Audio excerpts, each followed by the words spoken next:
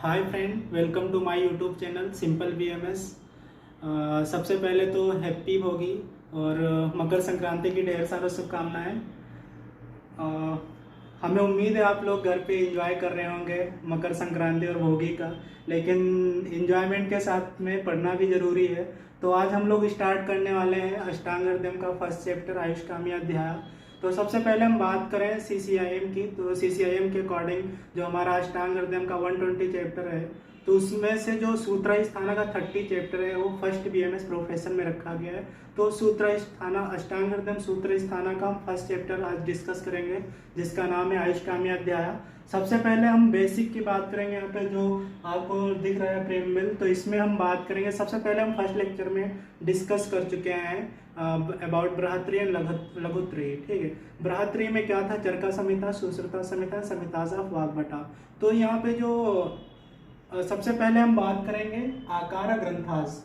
ठीक, तो बृहत्त्रयी की जो चरका संहिता एंड सुश्रुता संहिता थी उनको आकार ग्रंथा कहते हैं, क्योंकि ये जो दोनों थी चरका संहिता और सुश्रुता संहिता, ये सेल्फ ऑथेंटिक है। यहाँ कोई दूसरे टेक्स्ट से मतलब रेफरेंस नहीं लिया गया, खुद से लिखी हुई है, सेल्फ ऑथेंटिक है, इसीलिए इसको हम कहते हैं आकार ग्रंथास। जो हमारी दूसरी जो है अष्टांग हृदयम, उससे हम कहते हैं प्रकरण ग्रंथास। अब प्रकरण ग्रंथास क्यों कहते हैं? क्योंकि ये जो होता है दूसरी टेक्स्ट से रेफरेंस लेके लिखी गई है, ये डायरेक्टली किसी के द्वारा लिखी नहीं है, मतलब रेफरेंस लेके लिखी गई दूसरी ग्रंथास से, इसलिए हम कहते हैं प्रकरण ग्रंथास। ठीक, अगर हम बात करते हैं 8 ब्रांचेस ऑफ आयुर्वेदा, उसमें से जो महर्षि चरका थे, तो उन्होंने सबसे ज्यादा टॉप प्रियोरिटी जो थी उन्होंने काया चिकित्सा को दी। काया चिकित्सा बोले तो जनरल मेडिसिन, उन्होंने उसको टॉप प्रियोरिटी दी।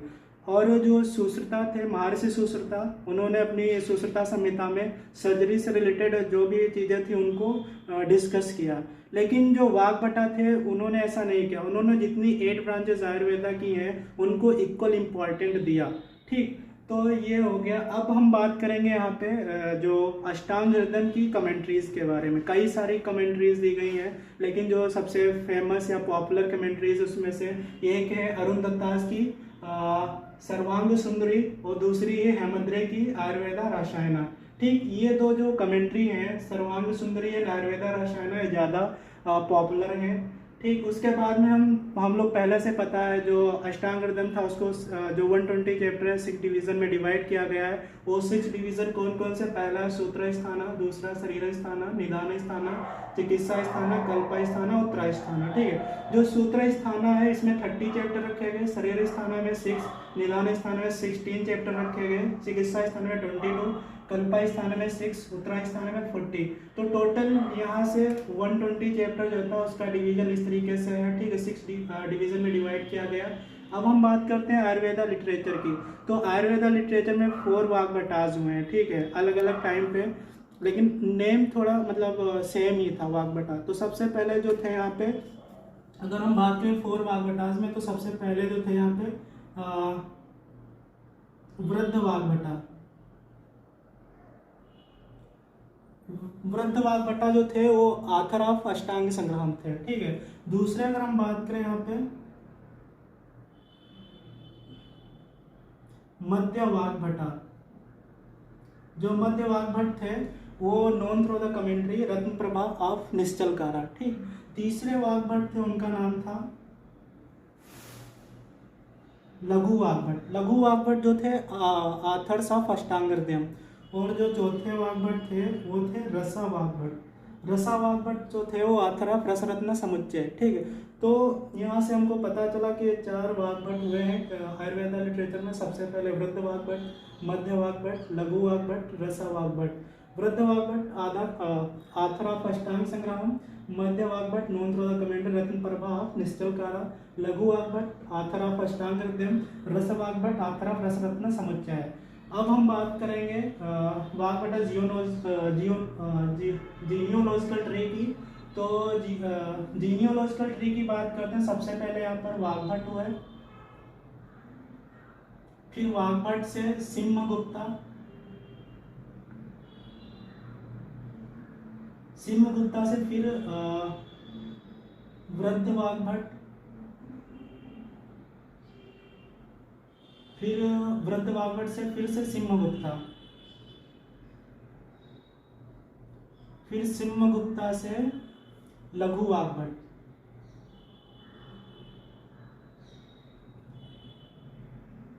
अगर हम यहाँ पे देखें ये वृद्ध वाग्भट, तो वृद्ध वाग्भट हुए हैं, इनके जो फादर थे उनका भी नाम यहाँ पे सिम्हगुप्ता है, और इनके जो सन है इनका भी नाम सिम्हगुप्ता है। इससे हमको क्या पता चला, जो हमारा एंशियंट ट्रेडिशन था नेमिंग का, वहाँ पे जो फोर फादर होता था उसी के नाम पे जो होता है ग्रैंडसन का नाम होता था। ठीक है, मतलब जो अगर हम शुद्ध हिंदी में बोलें तो दादा का नाम जो था वो पोते के नाम के, जो दादा का नाम होता था वही पोते का नाम होता था। ये यहाँ से कॉन्सेप्ट निकल के आता है। ये हो गया जीनियोलॉजिकल ट्री ऑफ वाग्भटास। ठीक है, तो अब हम बात करेंगे डिफिनीशन ऑफ आयु। ठीक है, तो अगर यहाँ पे आप लोगों को मतलब श्लोका लर्न करने पड़ेंगे, तो हम अगर श्लोका लर्न कर रहे हैं तो इंग्लिश मैटर ज़्यादा लर्न करने की ज़रूरत नहीं पड़ेगी, क्योंकि अगर श्लोका याद है और श्लोका का मतलब याद है तो आपका काम आसानी से हो जाएगा। तो हम अगर डिफिनीशन ऑफ आयु को संक्षिप्त श्लोका में अगर डिफाइन करें तो है शरीर इंद्रिया सत्व आत्म संयोगे धारि जीवितम नित्यगत अनुबंध से पर्याय आयु उच्यते।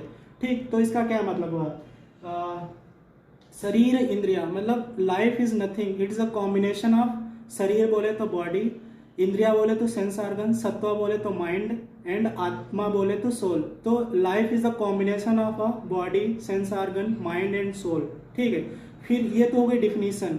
अब है यहाँ पे जो धारि जीवितम नित्यगत अनुबंध से, ये जो हो गए लाइफ के सिनोनिम्स हो गए। धारी का मतलब क्या है, जो लाइफ होती है वो हमारी बॉडी में जो डिकेइंग प्रोसेस होती है उसको डिले करती है, प्रिवेंट करती है, इसीलिए इसको हम लाइफ को धारी भी बोल सकते हैं।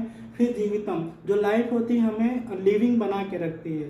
ठीक है, हमें लाइफ प्रोवाइड करती है, इसलिए इसे जीवितम बोलते हैं। ठीक है, फिर नित्यगम, लाइफ को नित्यगम क्यों बोलते हैं, क्योंकि जो कॉन्टिन्यूअस सबस्ट्रेटम बॉडी को चाहिए होती है वो प्रोवाइड करेगी लाइफ, इसलिए इसे हम नित्यगम बोलते हैं। फिर अनुबंधा, अनुबंधा मतलब क्या है, मतलब जो होता है transmigration from one body to another body, जो जैसे पुनर्जन्म का कॉन्सेप्ट है वो उसी के बेस पे ये टर्म है अनुबंधा। मतलब हमारी जब डेथ होगी तो एक बॉडी से दूसरे बॉडी में हमें ट्रांसफर करेगी, वो लाइफ होगी। तो ये हो गया डेफिनेशन ऑफ आयु। ठीक है, मतलब life is the combination of a body, sense organ, mind and soul. ठीक, and synonyms of life is धारी, जीवितम, नित्यगम एंड अनुबंधा। ये हो गया डिफिनीशन ऑफ आयु। अब है डिफिनीशन ऑफ आयुर्वेदा। अगर हम डिफिनीशन ऑफ आयुर्वेदा की बात करते हैं तो हम फर्स्ट लेक्चर में डिस्कस कर चुके हैं, लेकिन हम एक बार फिर से डिस्कस कर ले रहे हैं। जो आयुर्वेदा दो टर्म से मिलकर बना, आयु एंड वेदा। आयु means life and Veda means knowledge. Knowledge of life is Ayurveda. ठीक है, अब यहाँ पे पर्पज ऑफ आयुर्वेदा की यहाँ पे अगर हम बात करें, अगर हम पर्पज ऑफ आयुर्वेदा, अब हम कोई भी काम करते हैं लाइफ में उसका कोई ना कोई एम या पर्पज होता है। अगर हम मॉर्निंग वॉक करने जा रहे हैं, मतलब हम अपनी फिटनेस को सही रखना चाहते हैं, खाना खा रहे हैं तो हमें एनर्जी चाहिए, कुछ ना कुछ एम या पर्पज है, कोई भी काम करते हैं उसका। इसी तरीके से आयुर्वेदा का पर्पज क्या है। ठीक, अगर हम एंशियंट इंडियन फिलोसफी की बात करते हैं तो वहाँ पे माना गया है जो मतलब जितना भी लिविंग है उनमें से जो सुप्रीम है, जो सुपीरियर हम लोग ह्यूमन बीइंग्स होता है एज अ सुपीरियर माना गया। ठीक है, अब हम लोगों को यहाँ पे हम लोगों की लाइफ के कुछ एम एंड ऑब्जेक्टिव्स हैं। अगर हम उन एम एंड ऑब्जेक्टिव्स की बात करें तो मेन एम एंड ऑब्जेक्टिव्स हैं धर्म, अर्थ, काम एंड मोक्षा। अब ये क्या है, अगर हम धर्म की बात करें, जो भी चीज़ हम लाइफ में करते हैं अगर हम सही तरीके से करें, एक जो अच्छे पाथ जो उसको फॉलो करें, लाइफ जीने का सही तरीका, अपना मेंटेनेंस और सब कुछ जो अच्छे तरीके से करें उसे हम कहेंगे धर्म। ठीक, अब है अर्था। अर्था बोले तो अर्था का मतलब मनी। अब आजकल की लाइफ में मनी मतलब वो तो आप लोग अहमियत समझते हैं, मनी की क्या अहमियत है।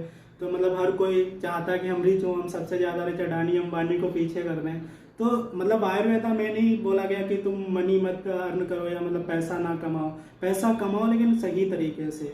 ठीक, ये मतलब हमारे जीवन का उद्देश्य होना चाहिए कि हम धन कमाएंगे लेकिन सही तरीके से। तीसरा है काम। काम बोले तो डिज़ायर, जितनी भी इच्छाएं हैं, रिच होने की इच्छाएं हैं या मतलब पॉपुलर होने की इच्छा है कि सेलिब्रिटी बनने की इच्छाएं हैं, वो सब कुछ करो। अगर जो तुम्हें करना है करो लेकिन सही तरीके से। ये नहीं मतलब रिच बनने के चक्कर में क्राइम करते जा रहे हैं, क्राइम करके पैसा कमा रहे हैं, किसी को हर्ट करके पैसा कमा रहे हैं, तो ये अपनी इच्छाएं पूरी कर रहे हैं, तो ये गलत तरीका है ना। तो मतलब सही तरीके से अपनी इच्छाओं को पूरा करो। कैसी भी इच्छाएं हो, तुम्हें रिच बनना है या कोई मतलब अपने फिजिकल बहुत सारी डिजायर्स होती हैं, उनको मतलब सही तरीके से फुलफिल करना चाहिए। ये उद्देश्य होना चाहिए लाइफ का। चौथा है मोक्षा।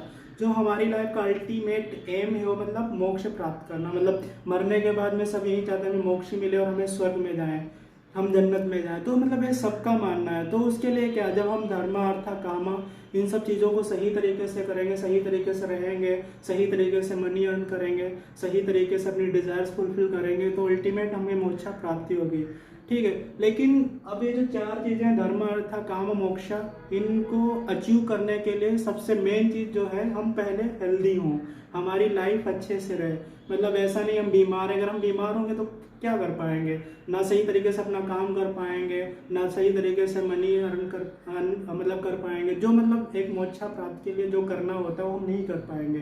ठीक है। तो यही है मतलब आयुर्वेदा हमें टीच करेगा कैसे हम हेल्दी रहें, कैसे हम हैप्पी रहें, और हम कैसे अपनी लाइफ को मेंटेन रख सकें, मतलब लॉन्ग लाइफ जी सकें। तो ये सब चीज़ें जो होता है, मेन जो पर्पज है वो यही है कि मतलब हैप्पी लाइफ और लॉन्ग लाइफ और हेल्दी रहे, यही हमें आयुर्वेदा के थ्रू हम सीखेंगे यहाँ पे। ठीक है। तो ये हो गया पर्पज ऑफ आयुर्वेदा। अब अगर हम बात करेंगे आयुर्वेदा अवतरण। ठीक है। आयुर्वेदा अवतरण की बात करें तो यहाँ पर मतलब आयुर्वेदा कैसे, मतलब यहाँ जो हम बात करें हिंदू कल्चर की, तो मतलब यहाँ पे लोग मानते हैं कि जो मतलब आयुर्वेदा साइंस और डिवाइन है। ठीक है। उन लोगों का मानना मतलब हिंदू कल्चर के अकॉर्डिंग मतलब जो ब्रह्मा, जो मतलब यूनिवर्स के क्रिएटर हैं, उन्होंने आयुर्वेदा नॉलेज को मतलब डेवलप किया। फिर उन्होंने दक्ष प्रजापति को वो बताया, मतलब टीच किया या फिर टॉट किया। ठीक। फिर दक्ष प्रजापति ने अश्विनी को आयुर्वेदा नॉलेज ट्रांसफर किया। अब अश्विनी को हम बोलते हैं वैदिक गॉड ऑफ मेडिसिन। ठीक। अब अश्विनी ने इंद्रा को मतलब वो आयुर्वेदा नॉलेज ट्रांसफर किया। तो इस तरीके से जो आयुर्वेदा अवतरण है, पहले तो यहाँ पर ब्रह्मा जो थे, जो क्रिएटर है, इन्होंने क्रिएट किया आयुर्वेदा को। फिर इन्होंने दक्ष प्रजापति को मतलब ट्रांसफर किया नॉलेज। फिर दक्ष प्रजापति से दक्ष प्रजापति ने क्या किया, ये अश्विन को मतलब यहाँ पे ट्रांसफर किया। फिर अश्विनी ने क्या किया, इंद्रा को आयुर्वेदा नॉलेज ट्रांसफर किया। जो अश्विनी थे इन्हें हम कहते हैं वैदिक गॉड ऑफ, इन्हें हम कहते हैं वैदिक गॉड ऑफ मेडिसिन। ठीक है। यहाँ तक तो ठीक है। ठीक है। ब्रह्मा से लेकर इंद्रा तक जो आयुर्वेदा नॉलेज ट्रांसफर हुआ, ज़्यादातर लोग ये इसको बिलीव करते हैं। लेकिन इसके बाद जब मॉर्टल्स में मतलब जो हम लोगों में अगर हम बात करें, लिविंग जो अर्थ पे रहने वाले ह्यूमन बीइंग्स, उनके पास जब ट्रांसफर हुआ, फिर यहाँ से जो था कई सारे वेरिएशंस है, अलग अलग लोगों का मतलब अलग अलग वो वहाँ पे मतभेद हो गए। ठीक है। तो वो हम आगे चल के डिस्कस करेंगे। ये हो गया आयुर्वेदा अवतरण। अब उसके बाद हम बात करें यहाँ पर अष्टांग आयुर्वेदा। ठीक है। अष्टांग आयुर्वेदा क्या है, तो अष्टांग आयुर्वेदा हम श्लोका से देखें तो अष्टांग आयुर्वेदा का सबसे पहला जो श्लोक है, काय बाल गृह ऊर्ध्वांगे शल्य दंष्ट्रा जरा वर्षान अष्टांगान तस्याहु चिकित्सा एसु संसृता। ठीक है। तो इस पहला जो वर्ड है काया बोले तो यहाँ पे काया चिकित्सा। जो अष्टांग आयुर्वेदा उसका फर्स्ट ब्रांच, जो हमारा आयुर्वेदा 8 ब्रांचेस में डिवाइड है, उसे हम अष्टांग आयुर्वेदा कहते हैं। उसका अष्टांग आयुर्वेदा का जो फर्स्ट ब्रांच है वो है काया चिकित्सा।